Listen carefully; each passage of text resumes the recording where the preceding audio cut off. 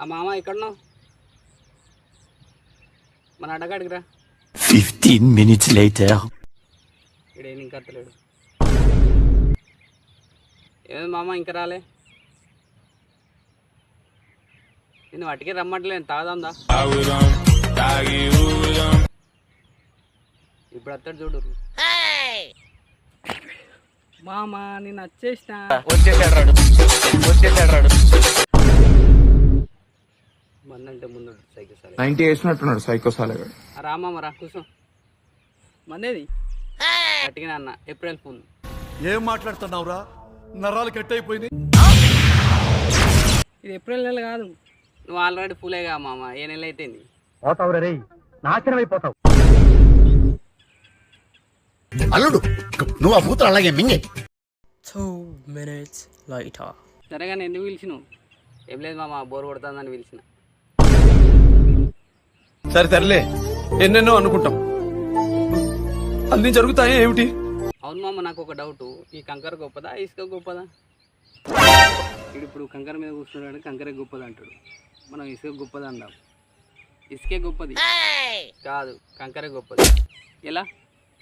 ఇప్పుడు ఎవడన్నా మనల్ని కొట్టడానికి వచ్చింది అనుకో, దీన్ని బట్టి కొట్టింది అనుకో, వాడు దిబ్బకే వారిపోతాడు.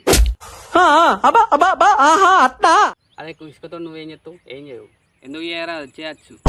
వాడి దగ్గర రాగానే మన కంట్లు ఇసుక కొట్టి వాడిని దురకబట్టి, మన స్కూల్లో దశరథ సార్ తొడపాశం పెడతాడు చూసినావా, అట్లా పెట్టి, ఆ తర్వాత మన ఇంగ్లీష్ సారు ఇట్లా ఇట్లా అని జుట్టు వీక్తాడు చూసినావా, అట్లా వీకింది అనుకో, ఆ నొప్పి తట్టుకోలేక వాడు దెబ్బకే పారిపోతాడు. What a vision, what a thought. పిచ్చోలు అయిపోయారు మా టీం అంతా. నీ బుర్రలో గుజ్జుంది మామూలు. మరి ఏమనుకున్నావు? మనం అంటే మినిమం ఉంటుంది. అట్లుంటది మనతోని. అరే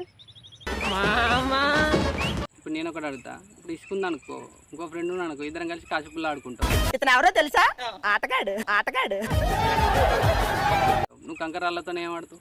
ఎందుకు ఆడుకోరాదు? చిన్నప్పుడు ఈ రాళ్ళ బట్టి ఇట్లా బురదలు వేసేది, ఇట్లా జిల్లేది. చిన్నప్పుడు ఎంత మంచిగా అనిపిస్తుంది తెలుసా? పిచ్చండి ఇది. అవును మామ, నువ్వు అన్నది కరెక్టే. చిన్నప్పుడు బురదలో రాయేసినప్పుడు అదంతా ఇల్తా అంటే మస్తు అనిపించేది.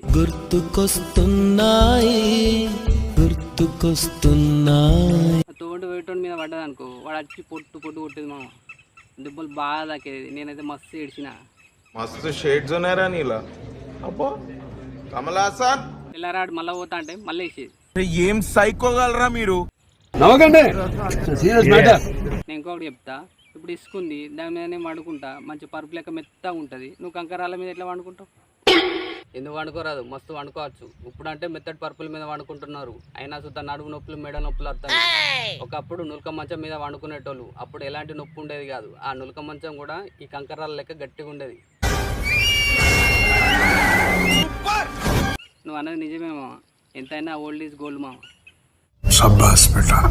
లాస్ట్కి ఒకటి అడుగుతా మామ. ఈ ఇసుక లేకపోతే ఈ రోడ్డు ఉండదు తెలుసా? ఈ కంకర లేకపోయినా ఆ రోడ్డు ఉండేది కాదు తెలుసా? అని నువ్వు లేకపోయినా నాకు మస్తు బోర్ కొడుతుంది మామ.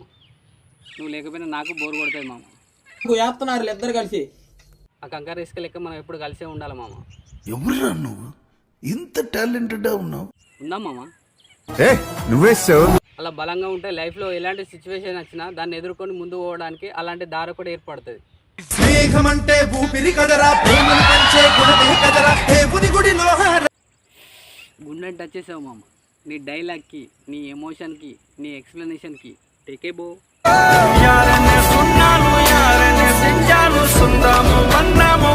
థ్యాంక్స్ మామ.